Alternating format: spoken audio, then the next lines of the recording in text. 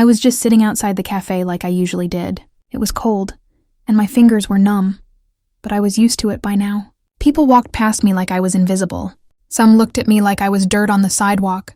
Others didn't even look at all. I didn't blame them anymore. I hadn't showered in days. My clothes were stained and torn, and I probably smelled like the alley I'd slept in last night. I didn't beg, though. I hated doing that. I just sat near the cafe window, hoping maybe someone would leave behind a half-eaten sandwich or a warm cup of coffee. But today, something else caught my attention. A little girl, maybe 10 years old, was sitting alone inside by the window. She looked nervous, holding her pink backpack tightly and glancing at the door like she was waiting for someone. I kept watching her through the glass. There was something about her eyes that reminded me of myself, like she was scared but trying not to show it. A few minutes passed, and then the manager walked over to her. I couldn't hear what he said, but I could see his fake smile. He kept pointing at the door. I could tell he wanted her to leave. She said something, probably explaining she was waiting for someone, but he didn't care. His smile disappeared and he raised his voice. I could see the fear in her eyes from where I sat. That was it. I couldn't just watch. I stood up, pushed open the door, and walked inside. The warmth hit me all at once, and people immediately turned their heads. I probably looked like I didn't belong, and maybe I didn't, but I didn't care. I walked straight to the table and stood between the manager and the little girl. "Leave her alone," I said. My voice cracked a little, but I didn't move. The manager looked me up and down with disgust. "You again? You don't belong in here." "I may not," I said, standing firm. "But you don't get to throw out a child for waiting for her father," he snapped. He yelled at me, calling me things I've heard before: worthless, filthy, trouble. I could feel everyone's eyes on me, but I didn't care. I wasn't going to let him scare that little girl like that. I stayed right there between them, ready to get thrown out if I had to. And then the door opened again. This time, a man walked in. Not just any man. The whole cafe went quiet. He wore a long dark coat and expensive shoes, and two big guys followed behind him. But the moment he saw the little girl, his whole face changed. "Daddy!" she shouted and ran into his arms. I stepped back, watching as he held her tight. Then he looked around and asked what had happened. She pointed at the manager and told him everything, how the man tried to make her leave, and how I stepped in. The father turned toward the manager, calm but scary. He didn't yell. He just gave a look and nodded once at one of the men behind him. And just like that, the manager was dragged away. No warning, no discussion, just gone. Then the man looked at me. I was frozen. I thought he'd be angry with me for getting involved. Or maybe he'd ask me to leave too. But instead, he came closer and looked me in the eyes. "You protected my daughter," he said. I nodded slowly, not sure what to say. He reached into his coat and pulled out an envelope. Without a word, he handed it to me. "Start over," he said. "Somewhere warm, somewhere better." I held it in my hands, confused. I peeked inside and saw money, real money, more than I'd ever held in my life. "Why are you doing this?" I asked him, my voice barely a whisper. He looked down at his daughter, then back at me. "Because when no one else cared, you did." And just like that, he walked out of the cafe with his daughter holding his hand. I stood there, shaking. I didn't know what just happened. I had walked into that cafe expecting to get yelled at, maybe even arrested, but I walked out with hope. Real hope. That day, for the first time in a long while, I wasn't invisible. I don't know when exactly my life started falling apart. Maybe it was the night my stepdad threw me out after Mom died. Maybe it was even before that, when school stopped mattering and the streets became my only teacher. Whatever the reason, all I know is, I've been alone for a long time now. I was 17 when I ended up on the streets, and now I think I'm around 20. Though honestly, I've stopped counting. My days usually start with cold mornings and end with colder nights. I sleep wherever I can, behind dumpsters, in empty buildings, or on the hard concrete under bridges. Sometimes people throw me a coin or two. Sometimes they throw words sharper than knives. But that day was different. It was colder than usual, and I hadn't eaten since the morning before. My stomach was growling, but I had no energy left to beg. I found myself outside this fancy cafe downtown. I'd passed by it before. Warm lights, soft music, the smell of fresh pastries. The kind of place where people smile for Instagram and sip drinks that cost more than I usually eat in a week. I didn't go in. Of course not. I just sat outside on the sidewalk, hugging my knees to stay warm. That's when I saw her. A little girl, maybe 10 or so, sitting all alone inside the cafe near the window. She looked so tiny in that big chair, her legs dangling off the side, her backpack clutched to her chest. Her school uniform was clean, her hair neatly tied up, but something in her face didn't sit right. She kept glancing toward the door every few seconds, like she was scared, waiting for someone. I watched her for a while. I don't know why, but she reminded me of myself at that age. Small, nervous, pretending to be okay. I could feel something twist in my chest. I couldn't look away. That's when the manager walked over to her. He looked annoyed from the start, like she was bothering him just by being there. I couldn't hear what he said through the glass, but I could read the situation clearly. She said something, probably explaining she was waiting for her dad. But he didn't care. He pointed toward the door, frowning, shaking his head. Her eyes got wide. Her mouth started trembling. I could see her hugging her backpack tighter. I stood up. My legs were weak, but I didn't even think. I just opened the cafe door and walked in. The warm air hit me like a wall. People stopped talking. They stared at me, at my dirty clothes, tangled hair, cracked lips. I knew I looked like a problem. I always did, but I didn't care about their stares. I walked straight to that little girl and stood between her and the manager. "Leave her alone," I said, louder than I meant to. He blinked at me like I was a cockroach that spoke. "Who are you?" he snapped. "This doesn't concern you. She's a child," I said, trying to keep my voice steady. "She said her dad's coming." "Let her wait. This is a business," he barked. "She's not buying anything, and neither are you. Out. Now." "She's not hurting anyone," I replied, "and I'm not leaving her here with someone like you yelling at her." The girl looked up at me with these big, scared eyes, like she couldn't believe someone was standing up for her. The manager's face turned red. He stepped closer, pointing at the door, his voice rising. I stood my ground. My heart was racing, but I didn't move. I didn't care if he threw me out. I wasn't letting him scare that little girl. People in the cafe started watching. Some of them whispered. One woman took out her phone and started recording. I didn't even notice at first. All I could focus on was keeping that girl safe. And just when I thought things were about to explode, the door opened again, and everything changed. The door opened, and I heard it before I saw who walked in. The quiet shift in the room, the way conversations stopped, chairs froze mid-scoot. It was like the air changed. I turned around, and there he was. Tall, clean-shaven, dark coat, black gloves, slick shoes. There was something about him that didn't just say rich. It said power. The way he walked in like he owned the whole place without even trying. Behind him were two big guys. Bodyguards, definitely. One scanned the cafe like it was a war zone. The other stayed close, watching his every move. But the man wasn't looking at anyone else. His eyes locked straight on the little girl. "Daddy!" she cried out. And just like that, she was off the chair, running toward him. She jumped into his arms and hugged him like she hadn't seen him in years. He bent down, hugged her tight, whispered something into her ear. His face softened when he looked at her, like she was his whole world. Then his gaze lifted. And when his eyes found me and the manager, that softness disappeared. He walked over, calm and quiet. But the weight of his steps made everyone move out of his way. He didn't need to shout to be heard. He just existed, and the whole room obeyed. He knelt in front of the girl. "What happened?" he asked her gently, brushing a strand of hair from her face. She looked nervous again. Her little hands gripped the front of his coat. Then she pointed at the manager. "He told me to leave, said I can't sit here, but I was just waiting for you. I was scared." The man's jaw clenched. His eyes flicked up to the manager with a coldness that made me shiver. "And her?" he asked, nodding toward me.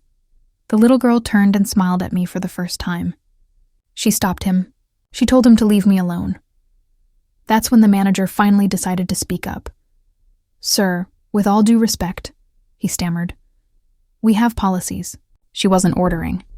"And this," he looked at me like I was trash. "This woman doesn't even belong here." She barged in, causing a scene.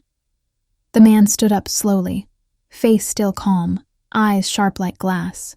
He stared at the manager for a full second without saying a word. Then he turned to one of the bodyguards and gave a small nod. No one questioned it. The guard stepped forward, grabbed the manager by the arm, and started escorting him out, not harshly, not violently, but with a firm grip that said this is not up for discussion. "What is this?"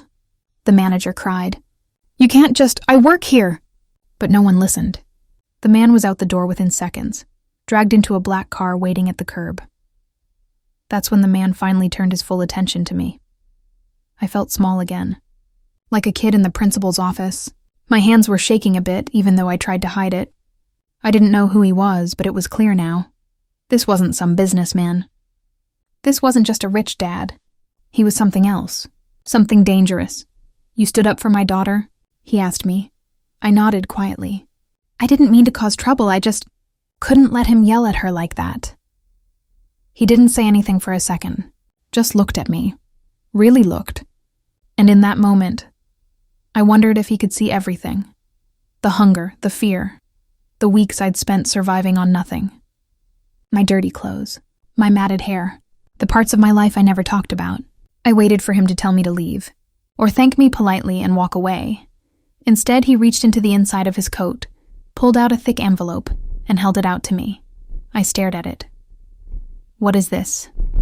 I asked, confused. "A beginning," he said quietly. "Somewhere better than this." I took it slowly, hesitating, but my fingers wrapped around the envelope. It felt heavy.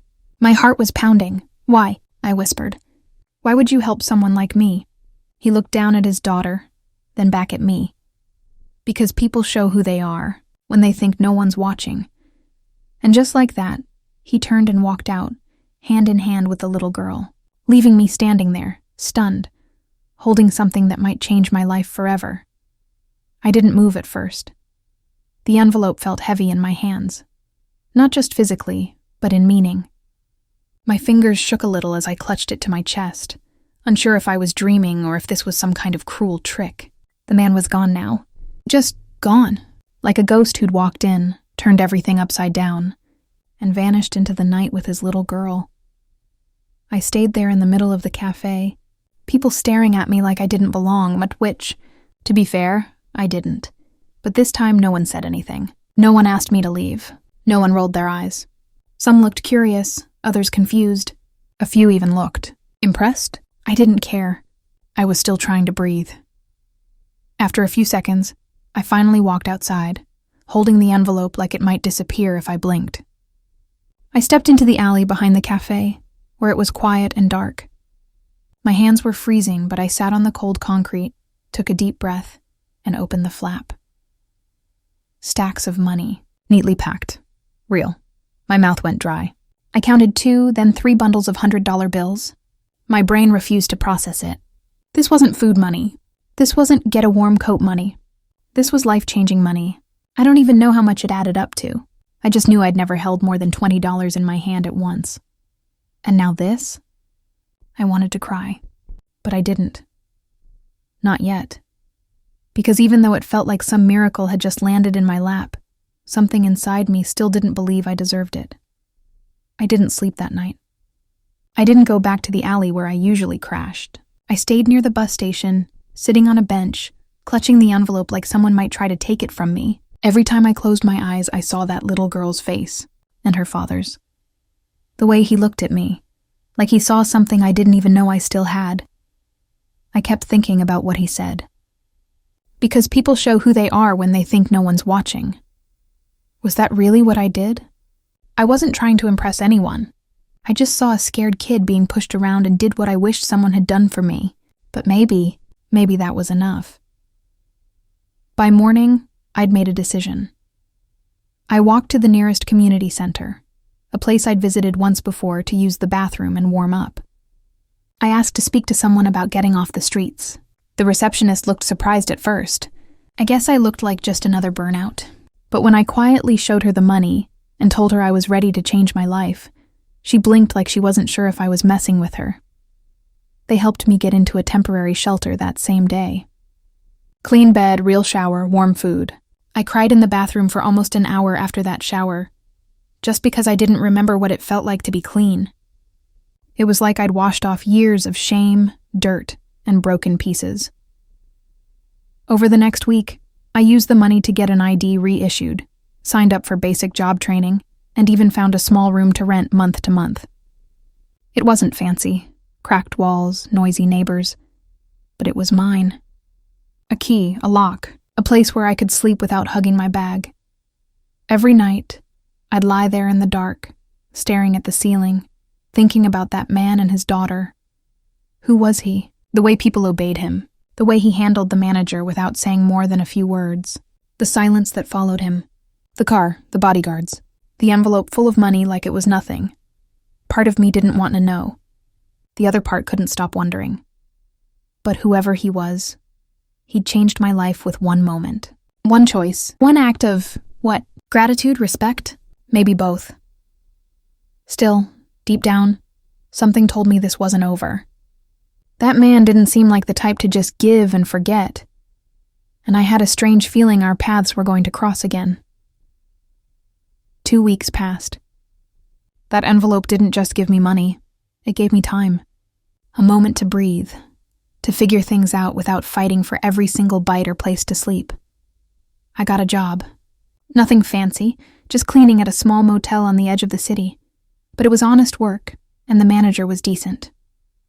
He didn't ask questions about my past, and I didn't offer any.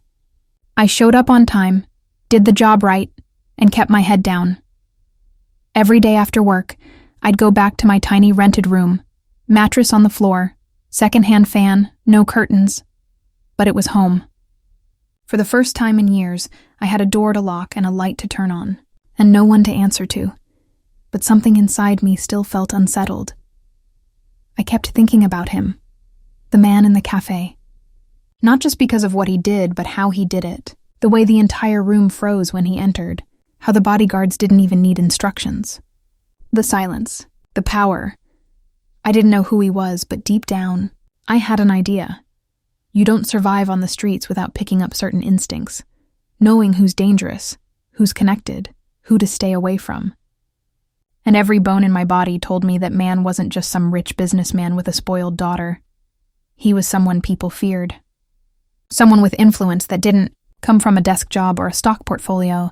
Mafia, that word had been spinning around in my head since the moment he nodded and had that manager dragged out like a disobedient dog. But the crazy thing? He didn't scare me. Not the way most powerful men do. He looked at me with respect. Like I mattered. Like I wasn't trash or broken or someone to be ignored. That look did more for me than the money ever could. Still, I thought that was it. A one-time encounter. A strange twist of fate that helped me when I needed it most. Until he found me again. It was a Thursday evening. I had just finished my shift and was walking back to the bus stop. My backpack was heavy with cleaning supplies and a few groceries I picked up on the way. The street was quiet. Sunset painted everything in orange and gold. That's when I saw the black car, parked across the road. Same style as before. Sleek, expensive, windows tinted so dark I couldn't see inside. It didn't move, just sat there. I kept walking, pretending not to notice. My heart started beating faster, but I told myself I was being paranoid. Lots of people have black cars. Doesn't mean it's him. I was almost at the stop when I heard the door open. I turned slightly, and there he was, stepping out of the car like he belonged to the shadows. Same coat. Same eyes. Same quiet intensity. I froze. He walked toward me slowly, no smile, no small talk. Just calm, quiet steps that made the world feel smaller. "You've done well," he said, his voice low and steady. I blinked. How do you know where I live?" He didn't answer that. "I wanted to make sure you were okay," he said instead. I keep my promises. I didn't think I'd see you again, I admitted. You didn't need to, he said. But I needed to see you. I didn't know what that meant. Not yet. Then he looked at me the same way he had in the cafe, like he was measuring something in me. There's something else, he said. Something I need your help with. I almost laughed. Me? Help him? The man who had everything? But he was serious. He glanced back at the car. My daughter hasn't stopped talking about you. She says you made her feel safe, strong, brave. My throat tightened. I didn't know what to say to that. She needs someone like you in her life, he said. Someone who understands what fear looks like. He paused. Then said it. I want you to come work for me. I just stood there, frozen, staring at him like I didn't hear him right. I want you to come work for me. Those words kept bouncing around in my head like I didn't understand English anymore. What kind of work? I asked. Slow, careful. I wasn't stupid.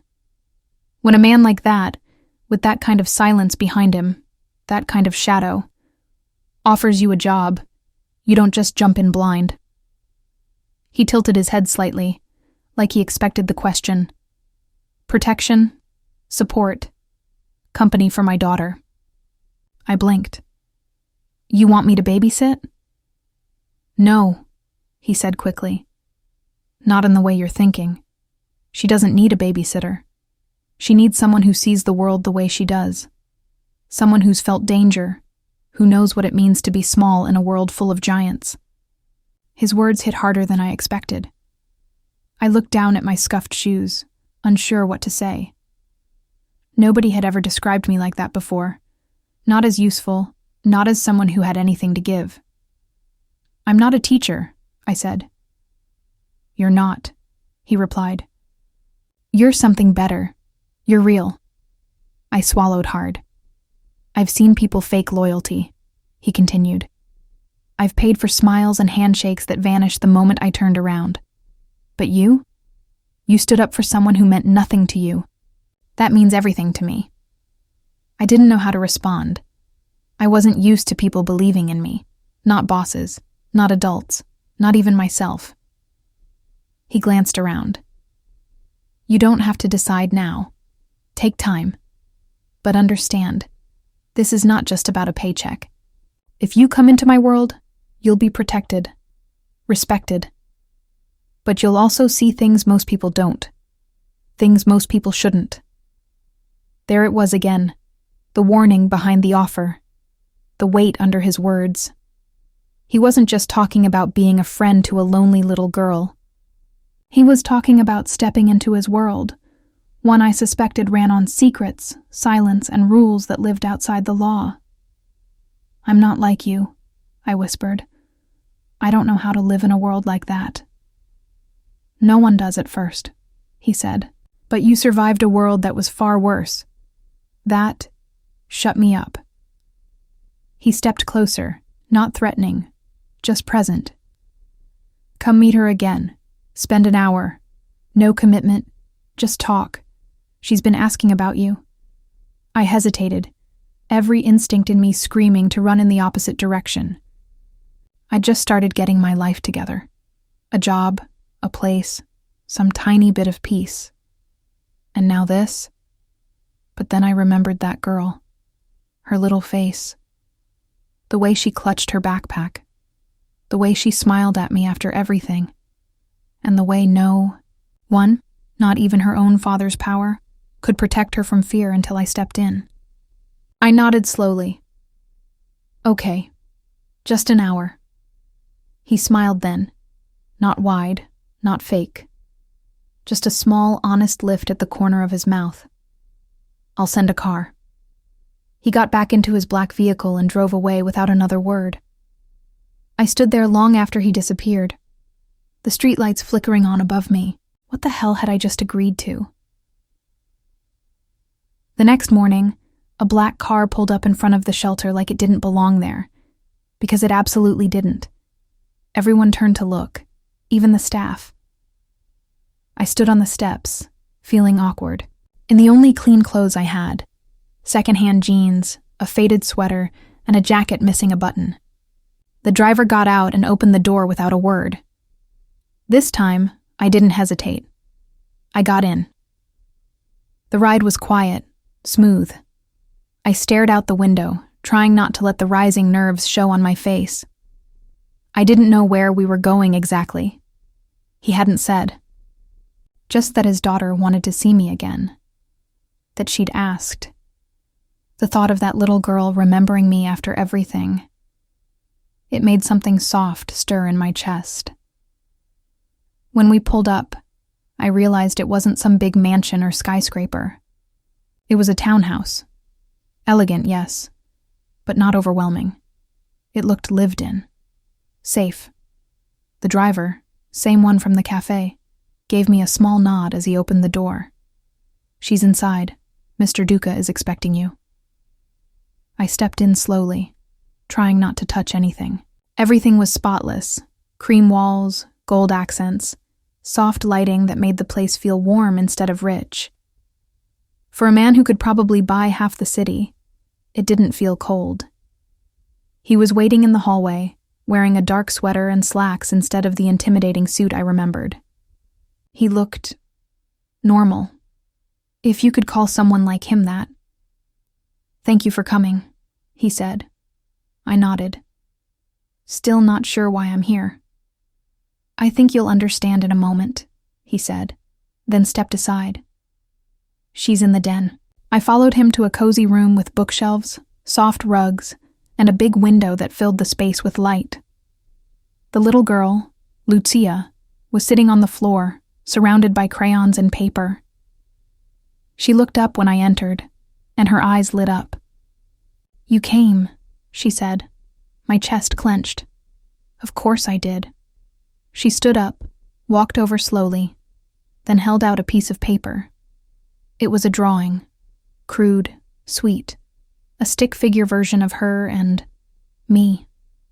I recognized the messy ponytail, the baggy jacket. We were both standing in front of a table, and she'd drawn a heart between us. My throat tightened. "I made this for you," she said softly, "to say thank you." I crouched down to her level. "You didn't have to do that." "I wanted to," she said. No one ever stands up for me when my dad's not around. I didn't know what to say to that, so I just nodded, blinking hard. "You're a brave kid." She looked down, suddenly shy. Then she said, "Do you want to help me draw a dragon?" A laugh slipped out before I could stop it. "A dragon? A nice one," she added quickly. "One that protects people." I sat down next to her and picked up a crayon. For the next hour, I forgot everything else.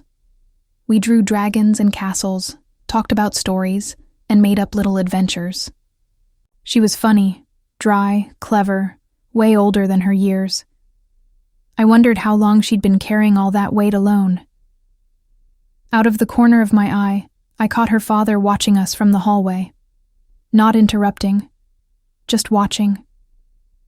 When the hour was up, I stood to go, brushing crumbs from my jeans. "Well, guess I should stay for lunch," he said from the doorway. "If you're free." I hesitated. Lucia looked up. "Please?" I nodded slowly. "Okay." That lunch, it felt like something I hadn't had in years. Not just food, family. We talked, laughed, ate grilled cheese and tomato soup like it was the finest meal on earth.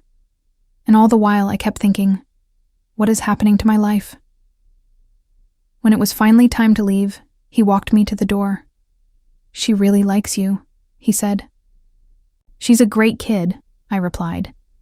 "But I'm still not sure where I fit into all this." He studied me quietly, then said, "Would you consider working for me? For real.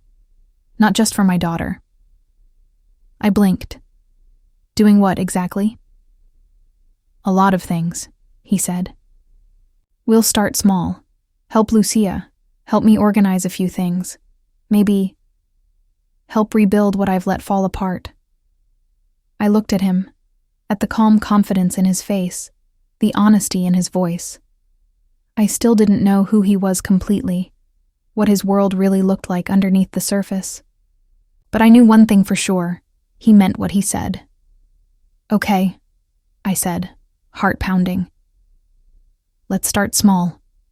He nodded once. "Good." As I stepped into the waiting car, Lucia ran up and pressed something into my hand. "A small toy dragon. To protect you," she whispered. And just like that, I felt it again. That strange, impossible feeling. Hope. It's strange how quickly something unfamiliar can start to feel normal. 1 week. That's how long it had been since I started coming by the townhouse every day. What started as a 1-hour visit turned into afternoons helping Lucia with schoolwork, organizing her art supplies, listening to her talk about her mom, and what, without meaning to, slipping into something that felt dangerously close to family. He hadn't given me a title. No job description, just quiet tasks that slowly built into something more. A call here, a file to check there, sorting donation paperwork for one of his restaurants, looking over supply invoices, organizing vendor receipts. "Just help where you can," he'd said. "I trust your judgment." Those words stuck with me more than I wanted to admit, because no one had ever said that to me before. Every day, I got a little more involved. Every day, I noticed a little more. Like how the men in suits that worked for him never asked questions, but always watched the corners of the room. Like how calls came in at strange hours and conversations paused the moment I entered the room. Like how he had 2 phones but only used the second one when he stepped into the study and closed the door. I didn't ask. Not yet. But the girl who once slept behind dumpsters had survived this long because she paid attention. And my gut told me the world I'd walked into was bigger, darker, and far more dangerous than what I could see on the surface. Still, I stayed. Not because I wanted money, I hadn't even been paid yet. Not because I wanted anything. Really. I stayed because Lucia smiled more now. I stayed because her drawings had started to show bright colors instead of lonely gray lines. I stayed because every time I stood to leave, she clung to my hand like she didn't want to lose me, too. And I stayed because he looked at me differently now. Not like I was some stray he'd pulled off the street, but like someone who mattered, like someone he needed close. It was stupid. I knew it. Dangerous, probably. But it felt real in a way nothing had for a long, long time, until that Thursday morning. He wasn't home when I arrived. The housekeeper let me in and said he'd left early for a meeting. Lucia was at school. I was alone in the house for the first time. I should have waited in the den like always. I should have sat quietly with a book, or gone to the kitchen and helped with lunch prep like usual. But something felt off. It was too quiet, so I wandered, not far, just down the hallway. Just a few doors I'd never seen open. One of them was slightly ajar. The study. I pushed the door open slowly. The air smelled like leather, cedar, and something faintly metallic. On the far wall stood a massive desk, and beside it, a tall shelf stacked with binders, books, and locked drawers. What caught my eye wasn't the books. It was the wall behind the desk, covered in framed photographs, most of them black and white. Men in suits, older men, smiling with that same dangerous calm I'd seen in him, and one photo in the center, a younger version of him, maybe 20, standing beside a man who looked like a king and a killer all at once. His father, probably. My eyes trailed lower. On the desk sat a file, slightly open, with papers spilling out. I knew I shouldn't look, but I did. Invoices, names of vendors, dates, numbers that matched ones I'd seen when helping him organize donation paperwork last week. Except these weren't donations. These were payments, massive ones, to companies I'd never heard of, shell companies, fake names. It hit me like ice water down my spine. He was laundering money. Not just a little, a lot. I backed away from the desk, heart pounding. My hands shook. I shouldn't have seen any of this. That's when I heard the door open behind me. Looking for something? His voice wasn't angry. It was soft, controlled, but I knew that tone now. It was the voice he used right before something exploded. I turned around slowly. He stood there, coat still on, keys in his hand. But his eyes, they were sharp, unreadable. I didn't mean to, I stammered. The door was open and "You read the file," he said. I didn't answer. I didn't have to. A long silence stretched between us. "You've been paying attention," he said finally. "I knew you would." I swallowed hard. "So it's true?" He didn't deny it. Instead, he walked past me and sat down at the desk, pushing the folder aside like it didn't matter. "There are things you don't understand," he said. "Then help me understand," I whispered. He looked up at me, and for the first time, I saw something behind his eyes that wasn't just power or control. It was pain. "You came here because you protected someone who couldn't protect herself," he said. "And now, you might be the only one who can protect me from what's coming." I stared at him, unsure what to say, because suddenly, I realized this wasn't just about kindness or gratitude, or even trust. It was about survival, and I wasn't just part of his life anymore. I was part of his war. I stood there, staring at him across the desk. My heart beat so hard it hurt. I'd always known, somewhere deep inside, that he was more than just a wealthy man with a powerful presence. But now there was no more guessing. No more pretending. He was part of something bigger. Something darker. And now, so was I. He didn't move. Just sat there watching me, as if waiting to see which way I would run, or if I would run at all. "I didn't bring you into this to scare you," he said finally. "I brought you in because you don't scare easily." "Then why didn't you tell me the truth?" I asked. "Because I didn't want to see that look on your face," he replied. "The one you're giving me right now." I turned away for a moment, tried to catch my breath. My mind was racing. I didn't know what was more terrifying, the fact that I now understood who he truly was, or the fact that even now, I wasn't sure I wanted to walk away. "Lucia doesn't know, does she?" I asked. "No," he said quickly. "She knows I have power, but not the kind that comes with blood and secrets. She sees the man I try to be when I'm with her." "And what happens when the other side of you catches up?" I asked. "When it all comes crashing down?" He leaned forward, elbows on the desk. "That's why I need people I can trust. People who can see both sides of me, and not run." I looked him dead in the eyes. "I've run from a lot of things. Abusers, hunger, loneliness. But this isn't survival anymore. This is something else." He didn't say a word. He just let the silence settle between us. I thought about walking out. I thought about Lucia, and the way she smiled when she handed me that toy dragon. The way she looked at me like I was the safest person in the world. And I thought about myself. The girl who used to sleep behind dumpsters. The girl who used to be afraid of her own shadow. And now here I was, standing in the middle of a crime boss's study, holding on to more power than I'd ever known. I couldn't lie to myself. I had changed. "I'm not like you," I said finally.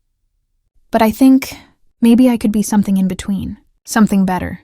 He gave the faintest nod. Not approval, not victory, just understanding. "Then let me be honest with you now," he said.